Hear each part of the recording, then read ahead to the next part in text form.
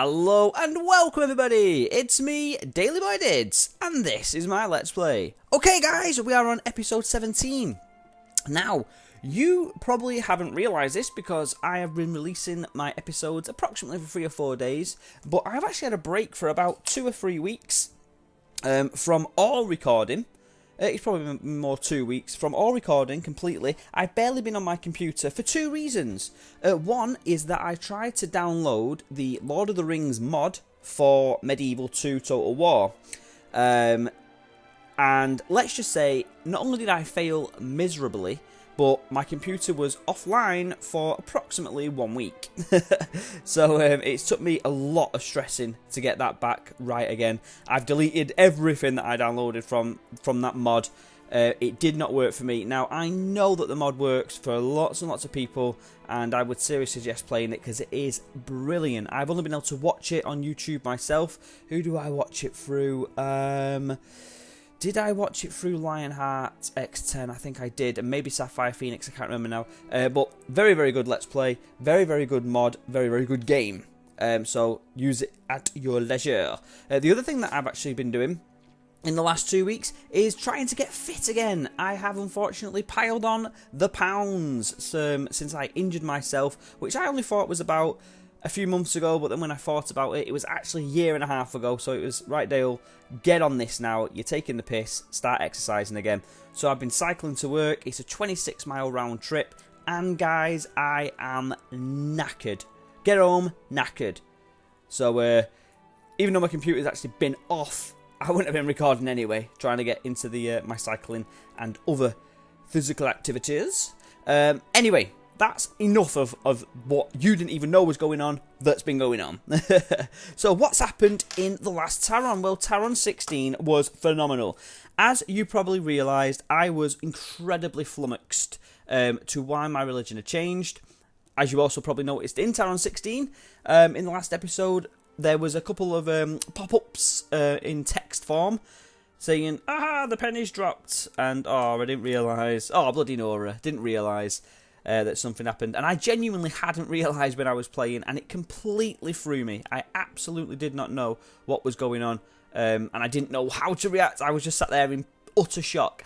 I remember when I was playing the game a couple of weeks ago, and I was actually going to stop the recording and basically restart. I was like, no, you said you wouldn't do that. Power through, find out what's happened. And I'm glad I didn't, because it happened, was it... No, it was just the episode before. I was going to say, was it like an entire 2 episodes before? But it wasn't, was it? It was one single one. So that flummoxed me. Now, I don't know how we're going to change that back over properly. The only way that I know that can occur is the same way as what I was changed over, and that's by just having a religious person from the council. I can't even pronounce that. But a religious person, the Ecclesiarish... I don't know how to say that.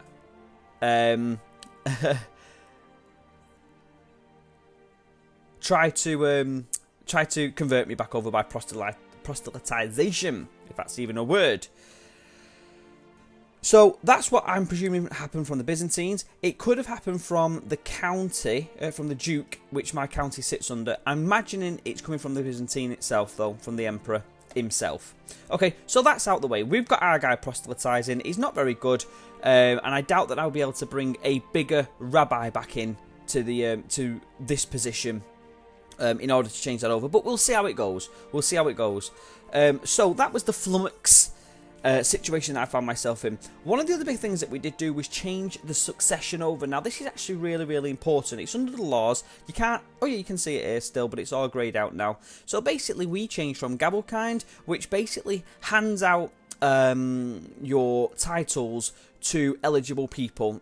I think it's just the lads that get it, just the boys. But in this situation, it would have meant that Taron went to Tatul and Theo would have gone to Sarkis. Which really would have reduced our power and our efforts of taking over the world. So, we chose to one of 2 things. We've chosen, elective, as opposed to the... Is it Ultimo? Yeah, Ultimo Generica. Now, I do like Ultimo, but that basically would have meant the youngest child, so Tattoo would have got it, unless we had another child, and then that younger lad, in this case, would have got it first. we've got agnatic cognatic, which means that the women can inherit as well as long as there's no lads in line. But I decided to go for elective. It's early days. We've got really, really good diplomacy skills, which means that we have a lot of influence around with the people around us. So as we've elected or nominated our own son, Sarkis, it's very likely that other people are going to follow suit. Because of our diplomacy skill. Now, some people were still choosing Tatul, and the reason for that is that his religion is Orthodox, which is what the official religion of the Byzantines will be, is Orthodox. And I'm pretty sure, and I pretty much hope that Sarkis himself is still... Damn it! He's now turned to Orthodox as well. So that's a bit of a pain in my ass. So they're both Orthodox, which is not what I wanted. I wanted a Jewish heir, and I wanted to be Jewish, as everybody well knows. So it's a pain, it is difficult, but that is now probably the reason why people have moved away from Tatul and back over to Sarkis in general. Nain is still a person that may very well get power. She's only young, she's only 24, oh no, she's 27 now herself. She's married, not yet got any kids, but she is still Jewish, and I can nominate Nain if I wish. Okay, so that's the end of that. The other good thing as well is that we actually got a bit of influence and a bit more power than what we might think, because we was able to influence the Emperor to stop a plot in which he had a lot of support. So just in general about growing in power and growing in numbers and stuff like that, it shows that we are actually getting quite powerful, even with only 2 nations or only 2 counties. We actually are getting into a position where people are listening to us. That's very, very far away from where we started, basically running away from Taron because of Edessa and whoever it was trying to take over us at the time. So that's just a side note. Okay, so what I have just got here in my notes was look again at taking over Colonia. Now, I've just done this before I started taping, and what I was double checking for was that Colonia was not going for independence or going against their ruler, because for some reason I had it in my head that they were part of the Abbasid, and they're not. They're completely independent. So even though they're at war right now, what I was thinking was if they've gone against their liege, then their armies will be out fighting their liege, and you can very easily see that there's nobody around them that is part of their liege. So nobody there to support them, even though they've got a crap load of allies. I think he's got 6 allies. Yeah, 6 allies available to him. And we will not be able to take him and 6 allies out. But if he was rebelling, that would really open up an opportunity, not only for reduced numbers in his army, because he'll be fighting whoever he's rebelling against, but we can also sneak in there quickly and take that one territory and get that duchy and become a duke in our own rights, or whatever the version is over here in the Empire. Unfortunately, though, he is independent anyway, and the war that he's involved in is assisting this gentleman over here for Hamandan. It's a de jure war claim on this area, and he is fighting alongside Kermasha for that. So the attacker, so Kermasha is currently the owner here, or the title owner, and he has enlisted his friend the Marawanid to come across and assist. So he's fighting for his life basically, and I'm guessing that he's going to probably lose that fight. But we shall see that, and now that comes about on its own. So our main task right now is to basically take Colonia before the Byzantines swallow it up, and the Byzantine are swallowing everything. As we've seen from the last couple of episodes, they've taken parts of the lower end of Italy, and they're now in war for Armenia to bring Tornik into the Byzantine rule. So it's not going to be long before they turn their attentions to the Marawinid. Now, one thing that we can do is try and get even more favour with the Byzantine Empire. We're at 44 at the moment. If we can get that up to 100, which would be ridiculous, but if we could get it, he might push our claim for Colonia. He might. I don't know. But either way, that's something that we've got to really consider doing pretty soon, I think. Simply because we're 58 ourselves. We're not going to last forever. Okay? What I believe we're doing right now is we're heading straight in for Teo, to try and get there first and to get some of the kudos for taking that area. Will it work? I don't know. He's got 700 men, we've got 200 men, so probably not going to work. But if we can get there soon, or if we can get there first, then we will be leading that siege, and it might work. If it doesn't, we're only going to lose a couple of hundred men, so it really isn't the end of the world. Okay, so that's that lot. The last thing that I needed to do was go through the marriages. Now, believe it or not, and again, I will be as 100% as honest as I can. I took ages at the end of the last video to try and find somebody for Sarkis to marry. And lo and behold, we actually have somebody in our own court. On the court, on women, any. Now, I've not brought this person in. As you can see, the date is exactly the same. They were already part of us. Does that change? Enter. There we go. She's 23 years old. She's called Tamar. She's a genius. She's got decent traits. She's got superb traits. She wants to find love. So, oh, she wants to get married. Well, she don't care if she loves him. Likes us. So she is definitely going to be marrying Tarkis. We just want to marry. Sorry, Sarkis, not Tarkis. And that will not be matrilineal, of course. And off it goes. Now, he's going to take a bit of a hit for that.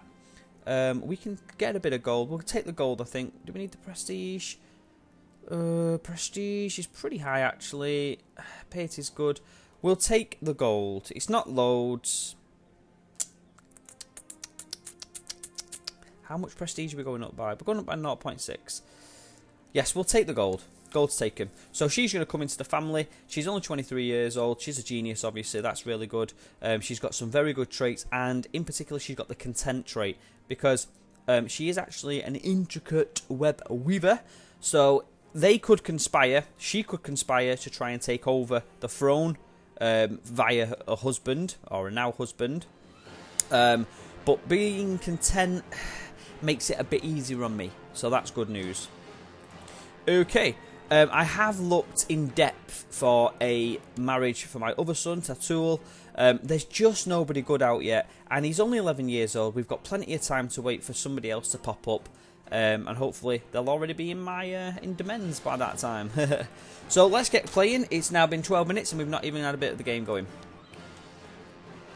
But to be honest, I needed a bit of a catch-up of what was happening, and I don't think it hurts to have a catch-up. So, Sarkis is now being favoured. Nain is now being favoured. Tatul is now being favoured. So, everybody's being favoured. Except for me. Nobody likes me. Okay, so we have actually made it here first. Woo. So, Deuce.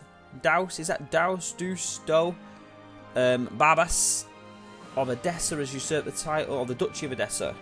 So, does that mean anything against us? I don't think it will. So, Edessa's just changed hands. The Duchy of, which means that whoever's got that Duchy, this guy is, isn't it? He's part, oh, he's the Prince of the Byzantine. So, they are definitely going to take Edessa next. So, even more reason we need to go into Colonia and really taking hold of that. A sooner than later situation for us. What other situations have we got? Well, we've got 2 claims. We've got the Marawaniad, and we've still got Chaldea. Now, we can't take Chaldea because of the laws prevent that from us. Doesn't look like anybody's going to go up against the Emperor anytime soon, but when he dies, do the laws change with it? I'm not certain. Okay, my child shows every sign of being infatuated with a courtier. How sweet. Sarkis' opinion changes by that. Maybe it'll pass. Well, what courtier?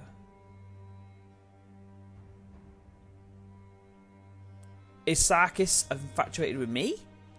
Is that what you're trying to say? No. Madrona. Reuben. Madrona and Sarkis. Right, well, let's find out who the hell this Madrona is. So we can actually check that from my courtier, Madrona. Oh, she's a young un, Sarkis. She's a young un, she's 14. She's not that good. Sarkis, no, we don't want that to occur. Maybe it'll pass. How sweet. Separate them. We don't want that to occur, Sarkis. Come on. Don't be silly now. You've got a marriage to get involved in. So we've still got a tab up here saying unlanded sons. And that's not going to change anytime soon. Because our son is unlanded. We're not going to give away any of our positions whatsoever.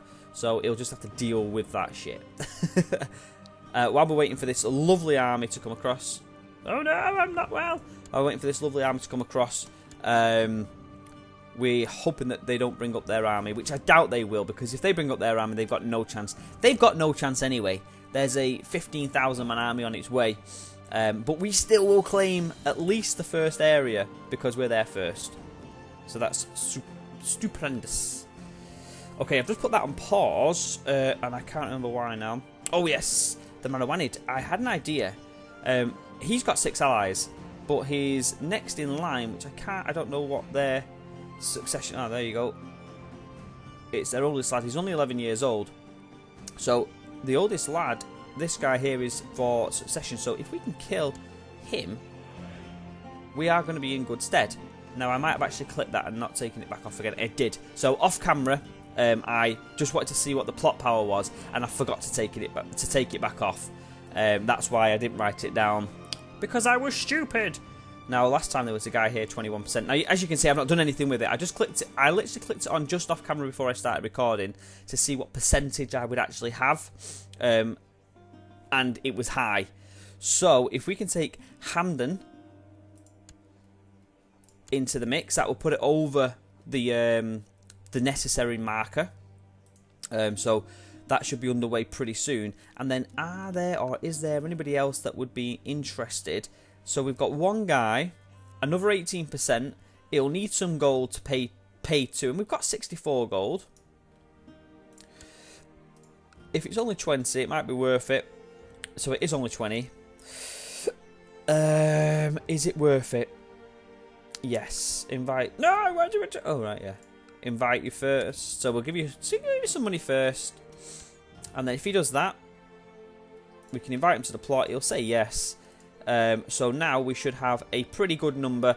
Will it be what, about 125, something like that, percent? To hopefully take out that ruler. Now these guys are just taking their sweet ass time to get over here. So 126%. So hopefully that will occur pretty quickly. And when they get their new leader in, they might not have the allies available to them. And in that time, we hopefully will take some money back up and be able to go in there and destroy the Marawanid and become a duke in our own rights. So I'm going to hopefully take for no longer than 25 minutes. Now, there's not going to be much gameplay, I suppose, in this particular one, because we're already on the 18th minute, or coming up to it very, very quickly now, and we've not got anywhere yet.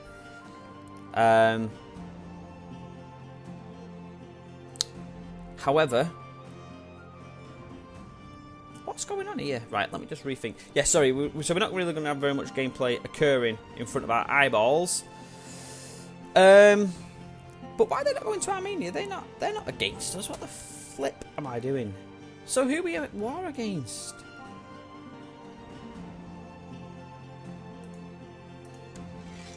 So the Byzantine Holy War for Armenia. Well, that's Armenia. Why are you not taking it? Must be against these. No, it is for that. So what, have they gone to war against us? I don't understand. Year started. Contested title is the Duchy of Armenia. From this guy.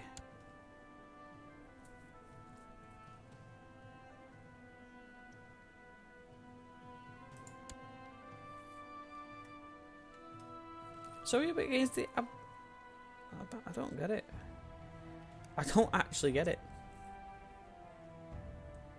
Who are we fighting? That's his area there, and then he's just got spaces after that. Are we fighting Armenia itself? I don't understand. Let's just see where our army goes. So... Isn't that... I thought that was the banner there for Hungary, but it's not, is it? That's curved with some weird spikes coming out of it. I genuinely don't know who we're fighting against here. I thought it'd be Armenia, because it says we're fighting against Armenia. But this guy's having a bit of a run around.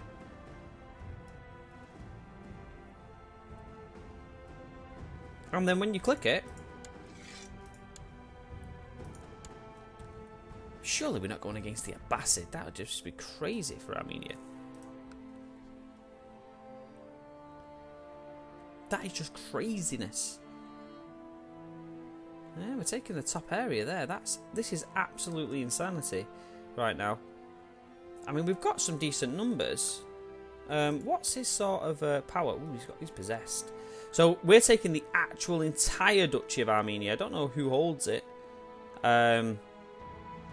which would be brilliant, but also dodgy as hell. So we need to get involved in this fight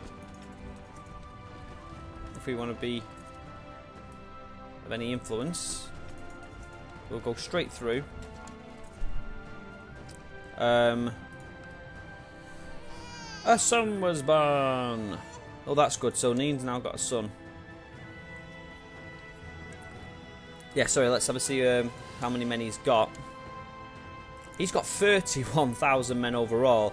Well, just under 29,000 available right now. But they'll take time to amass, and that is a big, big area. This is one of the things as well. Just because you've got a big area, that's going to take some time to get those guys together.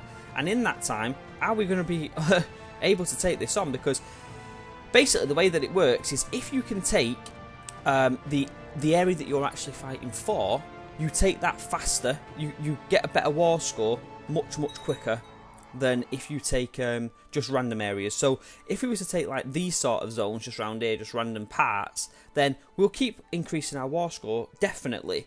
But if we take the actual part that we're fighting for, which is the Duchy of Armenia, which is kind of this area, then the war score will go up much quicker. And as you can see, the war score is going up quite quickly now.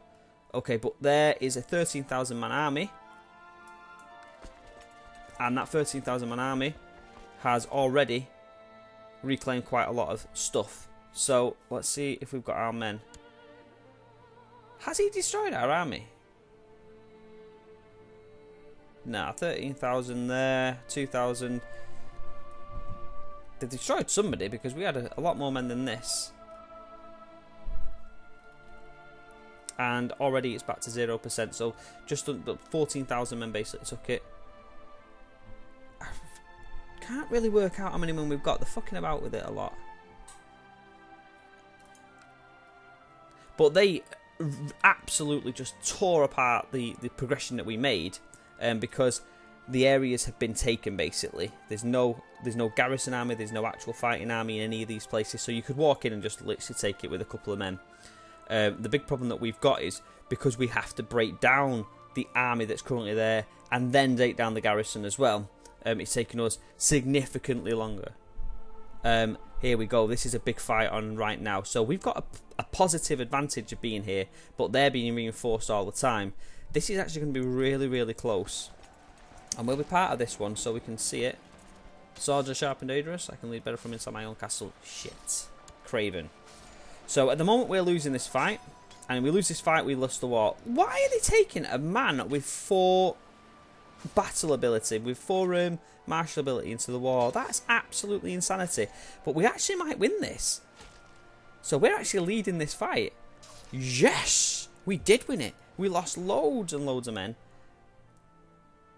But that was a huge victory. Absolutely huge victory. And led by ourselves. So 23%, we took a good chunk of those guys out then.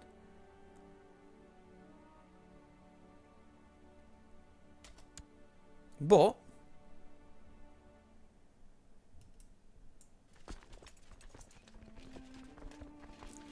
I'm not quite sure what's going on there. Why are we not... Well, we've attached to the army, so we'll just follow that army around. What, we're on 24 minutes. So we'll just increase this. We're not actually doing anything right now. 23% war score. That is just one of a few hundred armies that I'm sure they'll have. Another one of my courtiers are involved in that.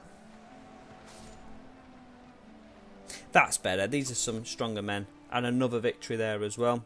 So 26%. So we really need to... We do need to take these guys before they can really get... Oh no, Tamir. Ooh, big question here now, guys. So, I'm pretty old. I'm 59 years old in this lifespan, in this reign. And my wife's done good for me. Countess Naina's done good. But, I don't no longer have lustful. I was going to say, but I'm a lustful character. And as a result of that, I am likely to bed other wives. Now, I'm a little bit cautious right now. Because I don't want to cheat on Nain. However, Tamir, who is my son's wife, Sarkis's wife, Tamir, I start to think that she might like me. And what the crap? Tamir had genius. Whoa, whoa, whoa, whoa, whoa, whoa, whoa, whoa, whoa, whoa, whoa, whoa. She was a genius. What in the flipping flips has gone on there? She was a genius. That's why she got married. So now I'm not about to make no damn move. What the fucking hell has happened there?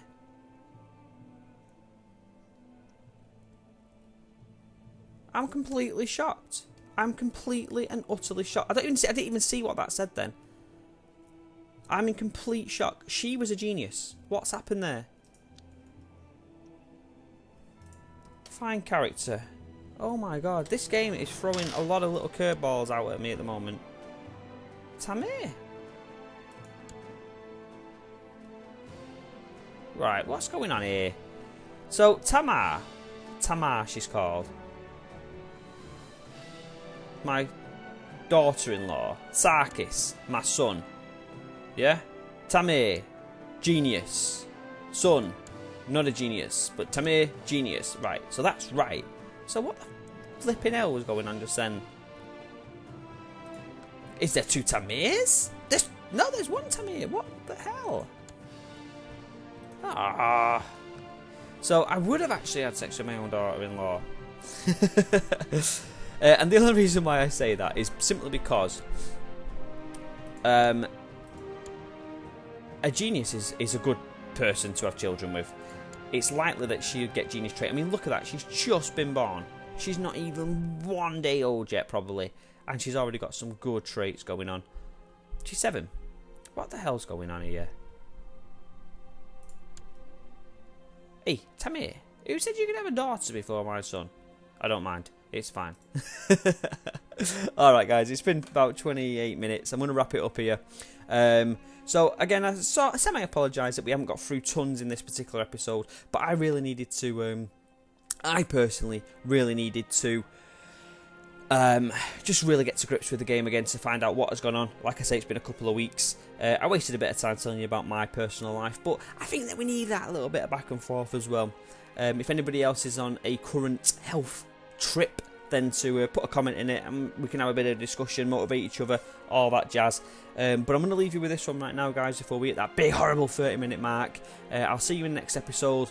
There won't be very much chatter before it because there's not really been very much occurring from now till then because of all the rubbish I've talked already. So I'll see you in the next episode. Bye-bye. Bye-bye, bye-bye, bye-bye, bye-bye, bye.